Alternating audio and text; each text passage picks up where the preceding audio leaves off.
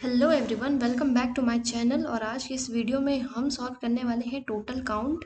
तो सबसे पहले प्रॉब्लम को देख लेते हैं, फिर देखेंगे उसका solution and approach with the code. Okay, so पहले प्रॉब्लम समझ लेते हैं।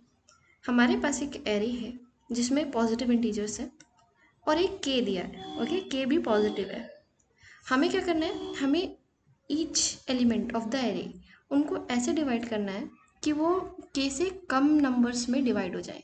कहने का मतलब, अगर मेरे पास लेट से 8 है, ठीक है, और यहाँ पे के दिया है 3, तो मुझे 8 को कैसे डिवाइड करना है, minimum possible numbers such that they are less than this के।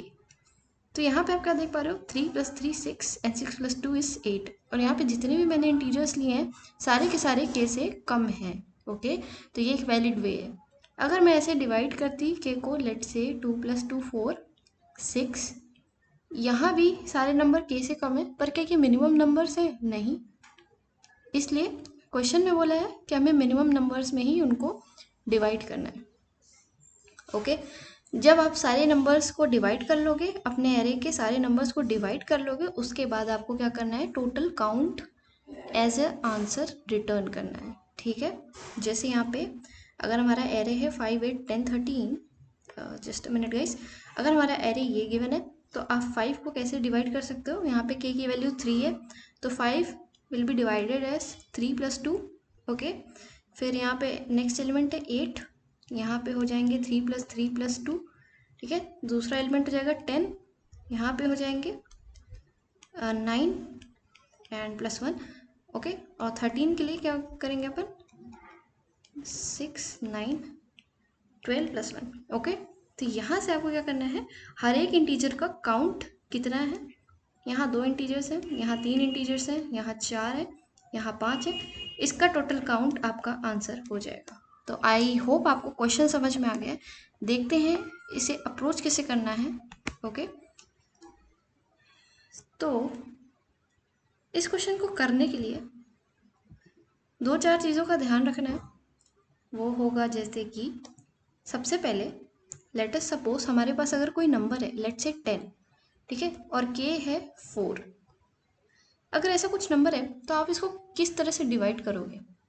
इसको डिवाइड करने का सबसे अच्छा तरीका है कि आप इसको 4 को सबसे पहले 10 पे डिवाइड करके देख लो। ठीक है, तो जब आप डिवाइड करोगे तो 4 2 = 8 and your reminder will be 2। ठीक, तो यहाँ पे आप क्या समझ पा रहे हो कि दिस इज लाइक 4 × 2, ठीक है, +2। यहाँ से आपका नंबर इस तरह से डिवाइड कुछ हो रहा होगा। तो हमने क्या किया है, हमने 4 को 2 टाइम्स डिवाइड किए, मल्टीप्लाई किया, ठीक है, और साथ में एक रिमाइंडर लिया। ओके, यहाँ 2 बार हमने 4 को डिवाइड किया है, डिवाइड नहीं मतलब मल्टीप्लाई किया है।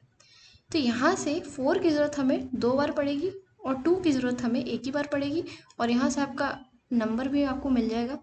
ओके, तो यहाँ से आप क्या कुछ समझ सकते हो क्या, हम यहाँ से देख सकते हैं कि हमारे पास टोटल 3 का काउंट आ गया है यहाँ से। ठीक है, हमें एलिमेंट से इतना फ़र्क नहीं पड़ता है, बट हमें उसका काउंट देखना है।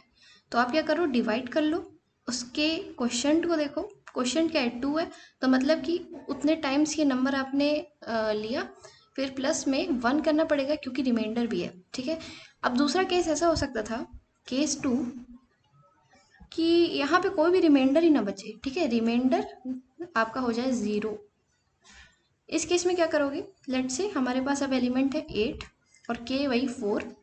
इस केस में क्या करोगे, अगर आप 8 को डिवाइड करोगे तो यहाँ पे आपके पास रिमाइंडर आ जाएगा 0। तो काउंट क्या हो जाएगा आपके पास, टोटल काउंट क्या होगा एलिमेंट्स का, 4 × 2 + 0, मतलब कि 4 को हमने 2 बार यूज़ में लिया, तो 2 और 0 है तो कुछ नहीं, तो मतलब कि 2 टाइम्स 2 इंटीजर्स में आपने 8 को डिवाइड किया है, और यहाँ पे 3 इंटीजर्स में आपने 10 को डिवाइड किया है। ओके, तो ये अप्रोच आई गेस आपको कुछ कुछ समझ में आ गई होगी। हम कोड में देखेंगे बेटर तरीके से, आपको और ज़्यादा समझ में आ जाएगा।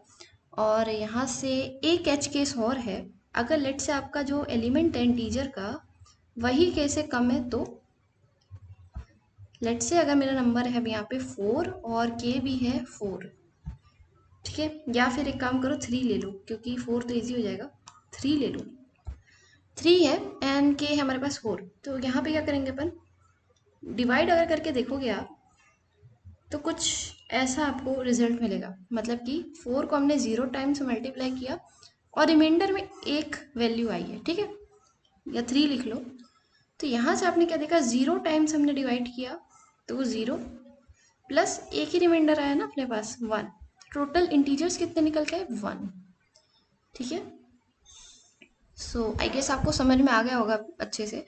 सो let us move to the code और वहाँ पे हम देखते हैं, हम यही सेम काम कर रहे हैं, ठीक है। ओके, तो यहाँ पे हम आ चुके हैं अपने कोड में, कोड है जावा में। तो कोड को थोड़ा एनालाइज करें। हमने यहाँ पे एक इंटीजर ले लिया काउंट, फिर हमने फॉर लूप लगाया, हर एक एलिमेंट के लिए हम minimum number of integers find out कर रहे हैं। हम क्या कर रहे हैं, हम नम परसेंट के कर रहे हैं, हम रिमाइंडर फाइंड कर रहे हैं, पहले तो उसको एम बोल दिया मैंने। अब ये चेक कर रहे हैं कि कहीं हमारा रिमाइंडर ज़ीरो तो नहीं है, मतलब नॉन ज़ीरो तो नहीं है। अगर नॉन ज़ीरो होता है तो उस केस में आपको +1 करना पड़ेगा, ठीक है, क्योंकि एक रिमाइंडर बच जाएगा आपका। ओके, एंड अगर ज़ीरो हुआ तो सिर्फ आपको क्वेश्चन ही ऐड करना पड़ेगा। यहाँ से आप क्या कर दोगे, अपने काउंट को रिटर्न कर दोगे, यही आपका आंसर होगा, जो हमने सेम अप्रोच यहाँ पे समझी थी, ठीक है। हम अपने काउंट को कैसे इंक्रीज करेंगे, विद द क्वेश्चन 2 टाइम्स। अगर रिमाइंडर होगा तो हम क्या करेंगे, +1 कर देंगे, और अगर रिमाइंडर 0 हो जाता है तो उस केस में हम कुछ भी ऐड नहीं कर रहे होंगे, सीधा क्वेश्चन जितना आएगा वही काउंट हो जाएगा। तो सबमिट करके देख लेते हैं इसके टेस्ट केसेस। तो यहाँ पे टाइम कॉम्प्लेक्सिटी हो जाएगी अपनी बिग ऑफ n, हर एक एलिमेंट के लिए हमें ये करना है, और स्पेस हमने लिया है बिग ऑफ 1, कुछ भी हमने स्पेस एक्स्ट्रा नहीं लिया यहाँ पे। तो यहाँ पे सारे टेस्ट केस हो गए हैं पास। तो आई होप आपको ये क्वेश्चन समझ में आ गया होगा। तब तक के लिए कीप कोडिंग, कीप सॉल्विंग, मिलते हैं नेक्स्ट वीडियो में।